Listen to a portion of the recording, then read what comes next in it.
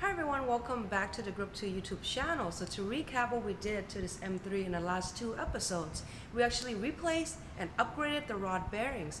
So today we are going to repair the VANOS system, which is part of the Holy Trinity maintenance items for this E46 M3 chassis.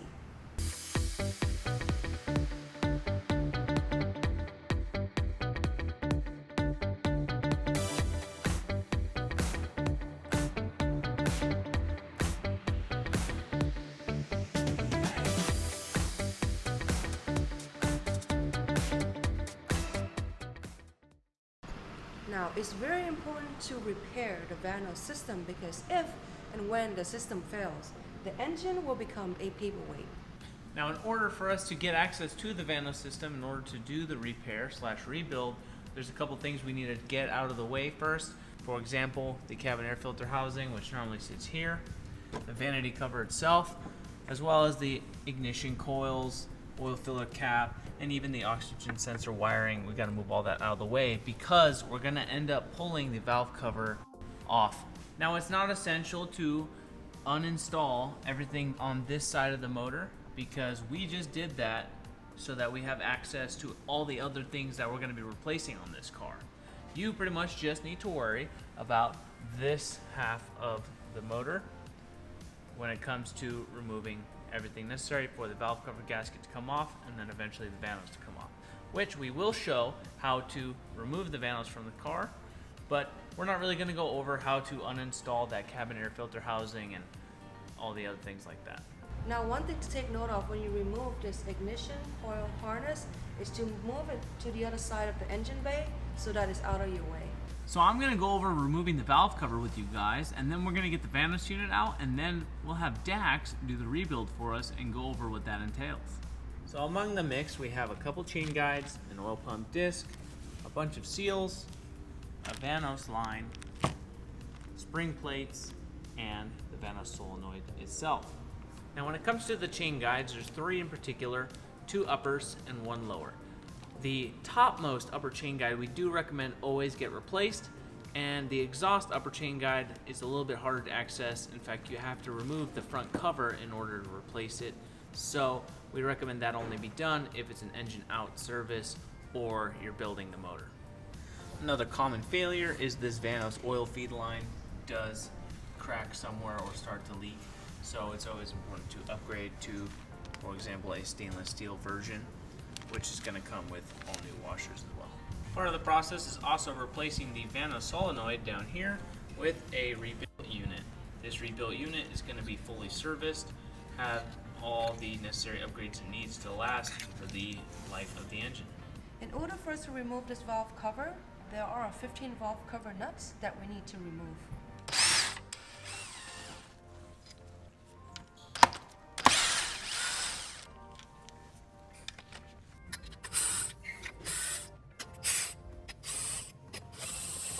Over time, the valve cover gasket, spark plug gaskets, and the valve cover nut gaskets get hard and brittle. So it's always recommended when doing a valve cover job or servicing the VANOS job like we are, that you get a complete gasket kit.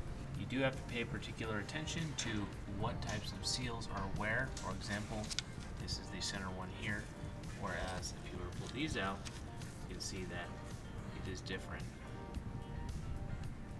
Sometimes you'll encounter that the top valve cover nut gets stuck to the stud, so you'll have to just pull the whole thing out, remove the nut, and then work the stud back in.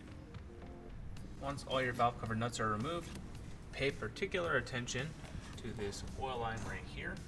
That needs to be removed as well before you crank up on the valve cover. I'm going to remove that right now, and then we'll pull the valve cover off.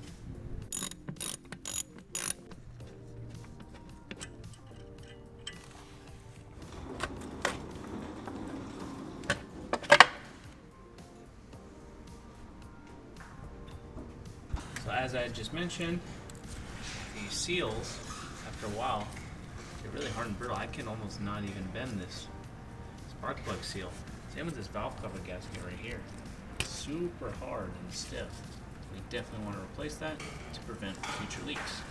So now that the valve cover is off, we have to remove the oil feed line as well as secure the cams with this S54 timing toolkit. So next, Dax is going to first remove the solenoid itself before we remove the entire VANOS unit in order for us to properly rotate the engine to allow the cams to fall into alignment using the cam lock tool. There's specifically 4 E-Torx 5 screws holding on the solenoid. And there we have the old solenoid removed. I just need to loosen this before we take the VANOS out of the car, or it can be a bear. So once the valving unit's removed from the bottom of the VANOS, it relieves the pressure and allows you to rotate the cam and line them up in the locking tool. So after a little wrestling with the camshaft, we got it rotated over and both our locking pins are in. The cams are locked in place. We shouldn't have any issue losing timing when we take the VANOS apart. So now we can actually begin the removal of the VANOS unit, starting with the upper chain guide.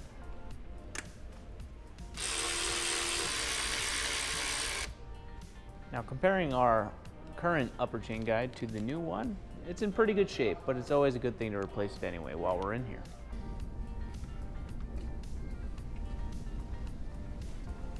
So we end up with 2 10mm and 3 Allen head.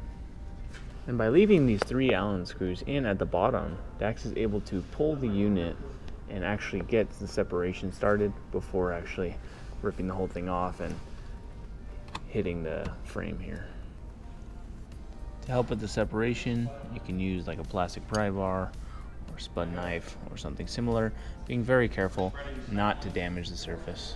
It's a little hard to see, but looking closely here, we can see exactly where the cam alignment ears go into the VANOS unit.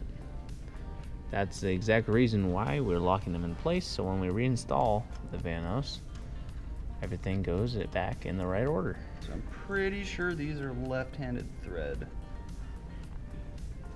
Yeah, there we go.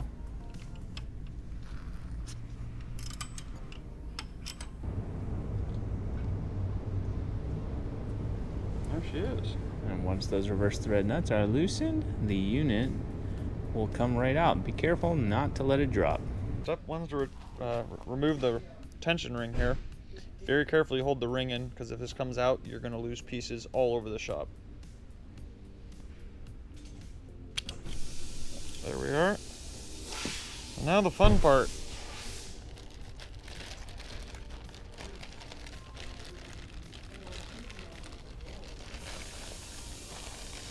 So now that we've got the drive pump pulled out, as you can see, they're all spring-loaded. Already lost one in the bag somewhere.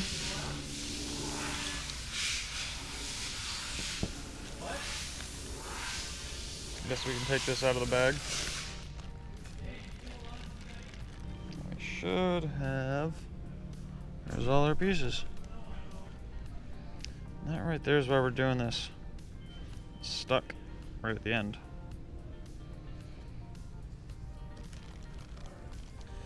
Next step is pulling your inner race out. And the bearing if you're lucky. So first thing to move over from the old ring to the new one is actually the spring seats, which I don't know if you can see down in there.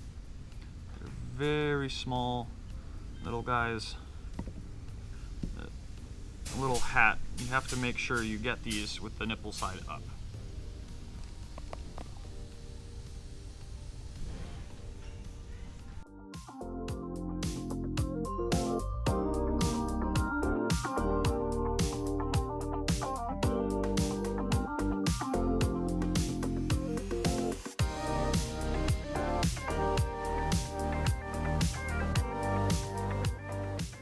So another reason we replace all these parts in the VANOS unit is the factory piece here has a rattling issue on those 2 little ear tabs. So the upgraded model actually has slightly smaller milled holes that when they're on there have almost no play. Gotta have a little play, but not the excessive amount the factory had. So I already reassembled this with the new disc. and wish I could have shown you it, but normally this step takes a good 10 minutes of just fussing with the springs and trying to get them in the race. I got it in 2 minutes this time. Wish I'd got it on camera because no one will believe me. But now we just got to put it into the VANOS unit.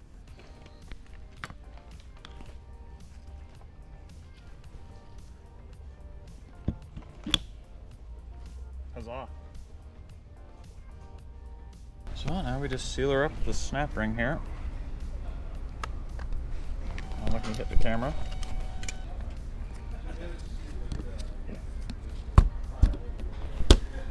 So the oil pump rotates in a counterclockwise direction from this angle. You can actually hear it pump the air.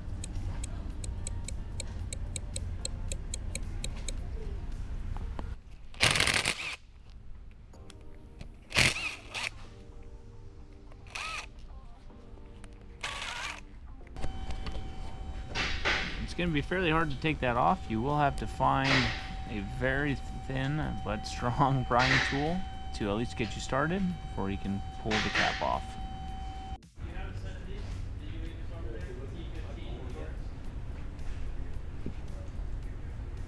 You have a flat Teflon seal that you have to cut and pull off, and then underneath that is an O-ring that again you have to cut and pull off. And obviously we replace those with new parts.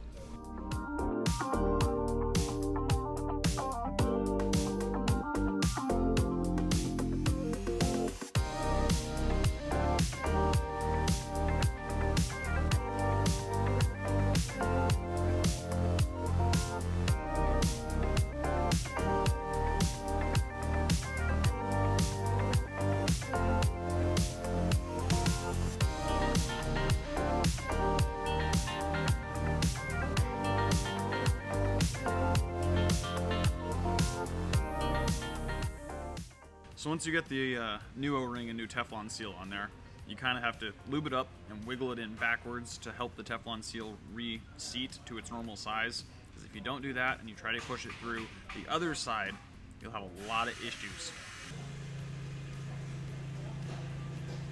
Yeah, once you get the internal seals in, you remove the piston, switch it around, and put it back in the way it's supposed to go.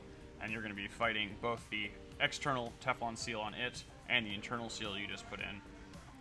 Keep an eye on this one. If you flip it or rip it, nothing's going to work.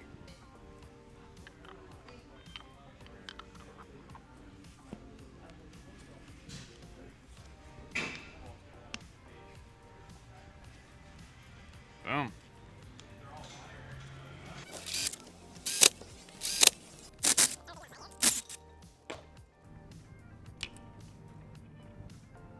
Sweet.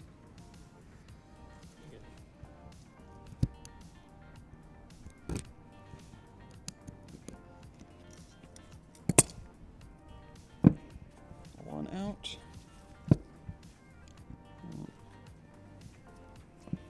It was already ripped in there.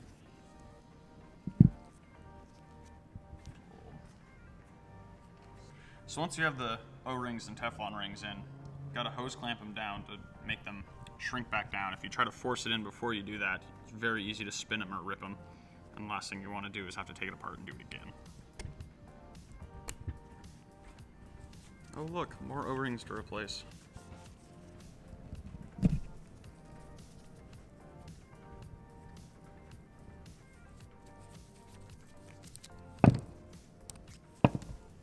So if you notice indenting on the Teflon once you take the hose clamps off, it's fine. It'll go away in one heat cycle.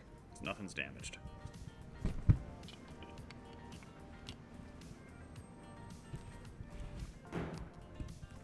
There we are. Nice and seated. Let's cap her up.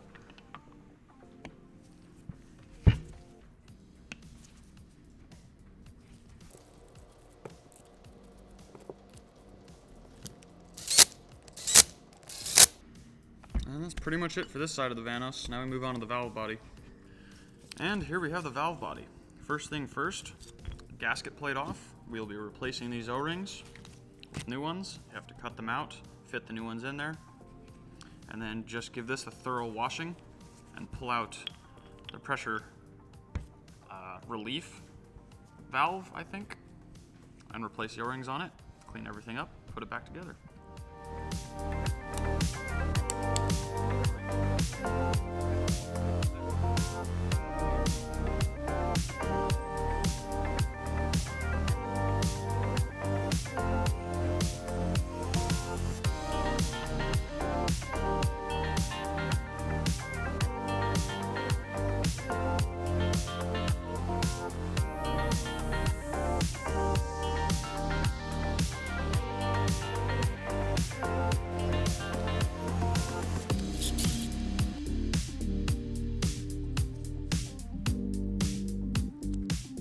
So when removing this O-ring, you have to be very careful not to damage the little white plastic washer here. It has a slit in it from the factory to make it possible for installation, but any more than that, it'll cause issues. Also, make sure you blow out your screen here really nice, clean it all up. It gets clogged up and starves the VANOS oil, and then you just have the actual O-ring seal for the rest of this unit.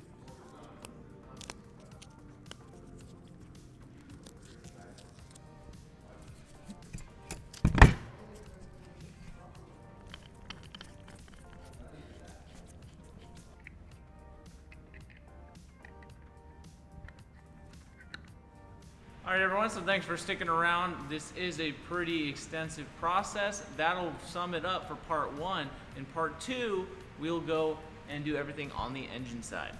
So with that said, like, comment, subscribe, share the video with your friends, and stay tuned for part 2.